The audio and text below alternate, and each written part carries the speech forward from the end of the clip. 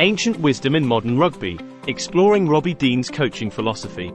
Picture this: a roaring crowd, a team of athletes pushing their limits, and a coach standing on the sidelines, guiding them not just to win games, but to build something far more enduring, a culture. This is the story of Robbie Deans, and his illustrious career in rugby. Today, we're diving into a topic that transcends sports, transcends professions, and even transcends cultures.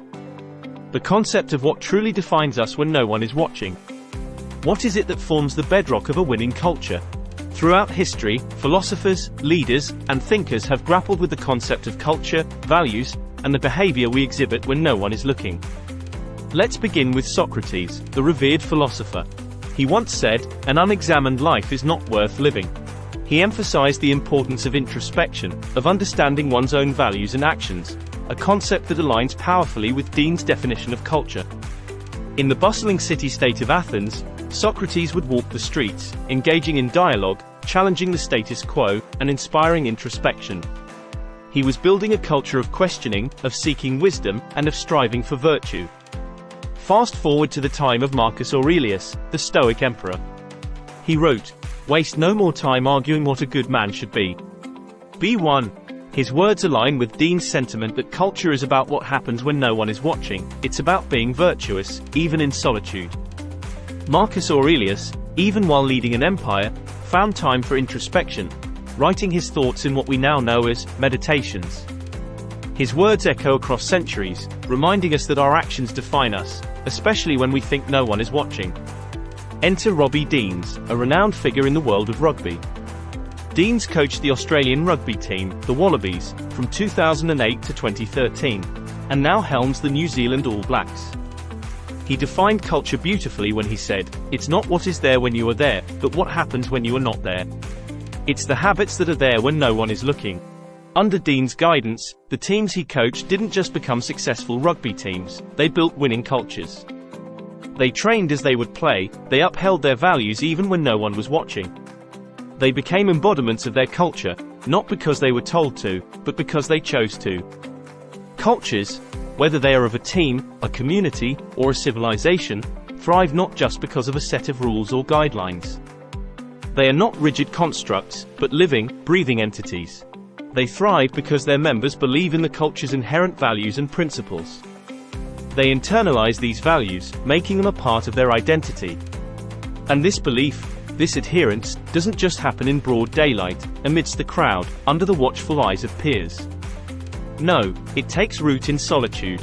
It blossoms when no one is watching. Imagine a rugby player, training hard long before the sun rises, pushing themselves to the limit when no one is watching. A writer, burning the midnight oil, perfecting their craft in the quiet solitude. A musician, tirelessly practicing a challenging composition, the determination echoing in the silent room. These are the moments when culture truly takes root. But why is solitude so crucial? Why does culture thrive when no one is watching?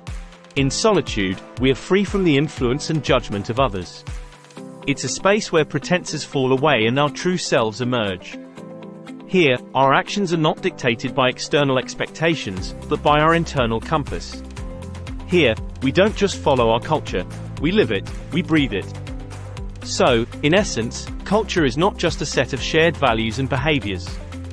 It is a deeply personal commitment that we carry within us, even when we are alone. It is the silent promise we make to ourselves, to uphold the values we believe in, no matter what. And when this personal commitment is mirrored in every member, a strong, resilient culture is born. Whether it's a rugby team, a band of artists, or a whole civilization, their strength lies not in their numbers, but in their shared commitment to their values, a commitment that stands strong, even when no one is watching. The Romans, a civilization known for their discipline, courage, and perseverance, had a term for these qualities: virtus, meaning virtue or excellence. This wasn't just a word to them, but a guiding principle, a beacon to light their way. Virtus was expected to be maintained in all circumstances, not just when others were watching, but even in the quiet solitude of one's own company. It was a testament to one's character, a true measure of their worth. Imagine your life as a ship, navigating the vast and often unpredictable ocean of existence. The culture you uphold, the values you adhere to, they are like the compass guiding your voyage. They hold true even when you are alone with the sea, when the only spectator is the horizon. And when the storms come, the sea gets rough, the waves crash against your ship, and it's in these moments that your culture, your values, truly show their worth. They keep your ship steady, maintain your course, even when the winds of adversity blow hard.